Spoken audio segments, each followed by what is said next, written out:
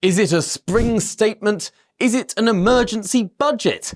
And what does it mean for you? My name's Tom Harwood and this is GBN Originals. Well, the waiting's over. The Chancellor took to her feet in the House of Commons and delivered this, the spring statement. Not as thick as a normal budget, not as significant in terms of the number of pages, but very significant in terms of how we live our lives in the United Kingdom, where the government spend its money, and whether or not we're going to enter into a deeper financial squall. Really, what's going on here is that the sums that the Chancellor added up in her budget just 5 months ago, they've already become out of date. The headroom that the Chancellor left in her previous budget has been wiped out. She says by global factors. Her critics in the United Kingdom say thanks to some of her own decisions. But whatever it is, the cost of borrowing has risen so much and growth has been so underwhelming that the headroom, the £10 billion of spare money that the Chancellor left in her previous budget has disappeared. And disappeared by more than the amount that was left. Hence this spring statement, what the Tories call this emergency budget. More cuts have to be found, potentially more money needs to be raised in order then to make the books balance so that the Chancellor fits her own fiscal rules. Because we know what happens when a Chancellor does not abide by their fiscal rules, when the Office for Budget Responsibility does not mark the homework of the Chancellor. We saw it in 2022 with the emergency budgets delivered under the ministry of Liz Truss. The markets lost confidence in the United Kingdom. The pound fell and the cost of borrowing rose. That led to further emergency decisions having to be made. The problem for a country that is in such deep debt is that we are at the mercy of international markets. If international markets lose confidence in the United Kingdom, lose trust in the ability of the UK Treasury to pay back the debt that we owe to so many creditors around the world, well, if they lose that trust, the United Kingdom economy descends into a spiral. That's why trust is important. And that's why it's important that the Office for Budget Responsibility, in their weighty blue book that accompanies the spring statement, it's important that the Office for Budget Responsibility says they believe the Chancellor's sums will add up. If they say that they don't believe the Chancellor's sums will add up, if they say that by the end of the forecast period, really there will be outside of those rules, that the UK won't be able to fit within its self-imposed fiscal straitjacket, then the international creditors lose the confidence.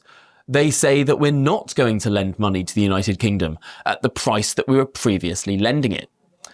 Now, of course, that is one side of the argument, but we do know that international borrowing costs have been rising anyway. The Chancellor says those costs have been rising thanks to external factors, the actions of the Trump regime, the war in Ukraine, the uncertainty in the Middle East, and of course, those are all factors. But another factor here is that the Chancellor changed the way that she measured United Kingdom debt in her previous budget. That allowed for up to £50 billion of extra borrowing in the United Kingdom. And when you borrow more, it tends to be the case that commensurately, the amount it costs to borrow rises as well. But of course, whatever the cause of this, the headroom had been wiped out. And that's why the Chancellor had to turn to Parliament today at the spring statement to find further savings. And the biggest headline-grabbing saving that there is, £5 billion of cuts to welfare, particularly to disability benefits. Although drilling down into the numbers, it's not actually £5 billion of cuts to these disability benefits and to welfare, because there's extra money being spent there too to encourage people back into work. It rounds down to around £3.8 billion of cuts, but those cuts will be felt by people across the board. There was a decision made by the Work and Pensions Secretary, Liz Kendall, only last week. That is to maintain the universality of disability welfare payments, particularly personal independence payments. What does that mean? That means if you're a millionaire, you can still get personal independence payments for any disability that meets the threshold. Instead of trying to means test this benefit, what has been done is that the criteria for getting that benefit has been tightened up. More in-person assessments will start in the next year or two, and the number of people that will be eligible will fall. We started to see the impact assessment from this change, and it looks like 200,000 people who currently receive personal independence payments will no longer receive them thanks to these changes. I used to have to use the razor that my ex-girlfriend used to shave her legs. It scratched me and it made me feel weird. But fear not, because Manscaped is back with a game changer. This isn't just any old shaver. We're talking about the Chairman Pro Electric Foil Shaver with 2 interchangeable skin-safe blade heads. One for that baby smooth look and another when you want to keep it a bit rugged. Get this, it's waterproof. You can use it in the shower, by the pool, or even while scuba diving if that's your thing. This beauty runs for 75 minutes on a single charge. That's enough time to shave your face, your mate's face, and still have juice left over for touch-ups. You'll also get their Power Shave Gel for a proper wet shave experience, and a face shave soother to keep your mug looking fresh and irritation-free. It's like having a barber in your bathroom, minus the awkward small talk. Click the link in the description and use the code GBN for a whopping 20% off and free shipping with the code GBN at manscaped.com. Join the 11 million blokes worldwide who trust Manscaped. Your face will thank you, and so will your wallet. There'll be many people who say that personal independence payments were spiralling out of control. 1,000 more people every single day were signing on to these benefits. The Conservatives had plans to save money out of this budget. The Labour Party had plans to save money out of this budget. But ultimately, to some people, it won't be how much money is saved. It'll be how it is being saved. Who are having their benefits withdrawn? I don't think there'll be a single person in the United Kingdom that says every single PIP payment is absolutely justified, or that every single element of benefits is handed out in precisely the correct way. But this is the tightrope that the Chancellor must walk. Inevitably, there will be people falling through the cracks. There will, of course, be people who do not need this benefit, who would be better off in work, people suffering under some mental health illnesses, people with various ranges of social anxiety or ADHD. Perhaps these people should be in work. Perhaps they would be better off at helping their own problems by being in work rather than on benefits. But at the same time, there will of course be people who fall through the gaps. This is a political problem for the Chancellor as these cuts roll forward. But these cuts aren't the only issue, because there are more what the government are calling efficiency savings to be found in every other department across the board. While the headlines are going towards these disability cuts and these welfare cuts, cuts are also coming to other departments. The Ministry of Justice, for example. Across the board, we're going to see cuts to every government department. Efficiency savings of 0.8% per year, rounding out to £2 billion by the end of the forecast period each and every subsequent year. How is that being achieved? Well, there'll be an immediate injection of multiple billions of pounds for infrastructure across the civil service, not just for voluntary redundancy schemes. We're seeing that perhaps 50,000 civil servants will be losing their jobs. That's still a larger number of civil servants than we had even 4 years ago, but still a decrease on the expected position where they would be. But also investment in terms of AI. How much more government provision can be provided by computers rather than people? Whilst that costs money in the short term, the argument of the Treasury is that will save money by the end of the 5-year forecast period. It remains to be seen how successful that will be. Also decided by the Chancellor was, of course, this change in defence. We're going to be spending more on defence and less on international aid.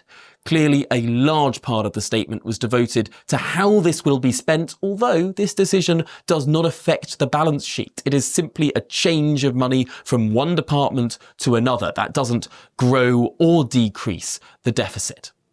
One further thing to add to all of this is the supply side reform that the Chancellor is undertaking. One of the reasons that the Chancellor was able to just about, by the skin of her teeth, meet this new target within her fiscal rules by the end of this fiscal forecast period is because the OBR have what's known as scored the effects of some of the planning reform that the Chancellor is undertaking. What does that mean in plain English? Thanks to it being more easy to build homes and other buildings in this country due to the National Planning Policy Framework updates, that will grow the economy, according to the Office for Budget Responsibility, by more than £6 billion, giving around £3 billion extra of tax receipts.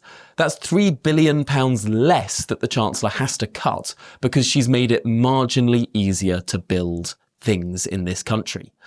Now, there are other things that the OBR will be scoring in future budgets. There is the infrastructure bill that has not yet been assessed by the OBR. That could increase the amount of tax take, just as the planning policy framework did too. If you free up the economy, if you cut red tape, that generally increases the amount of economic activity, and therefore, without raising taxes, that increases the amount that the Chancellor can spend because tax receipts go up due to more economic activity. The flip side of this, of course, is the employment bill is also coming through Parliament. This is a lot of red tape for businesses. This is what the Labour Party would describe as more rights for workers, what business owners would describe as more obligations on business. That has also not yet been scored, been worked through by the Office for Budget Responsibility, but in their assessment they leave a word of warning. And that warning is that it will have a negative effect on the UK economy. It will contract the amount that the United Kingdom takes in tax. So on the one side of that ledger, planning reform, delivering more money. Planning reform delivering more economic activity, greater growth, and therefore more headroom for the Chancellor. On the other hand, the proposed workers' reforms, the employment bill going through Parliament, could reduce the amount of money available. What's clear is that this will not be the last update, the last change to tax and spend that we're seeing in this country. We will have another budget in October, in all likelihood. The autumn budget will be back there after this spring statement. It's a far cry from the wish of this Chancellor, who wanted to have one significant fiscal event per year. At this rate, we're having two. Well, we'll keep an eye on that and all of the implications, what it means for you, your household finances, and the wider country's prosperity in general. All of this, of course, was announced just 24 hours before Donald Trump announced 25% tariffs on global car imports. 18% of the cars the UK exports go to the United States, but by value, that's 27%, because the United States tends to buy higher value cars, Aston Martins, Land Rovers, Rolls Royces, and the like. So the question mark is the work that the Chancellor has done to balance the books already out of date?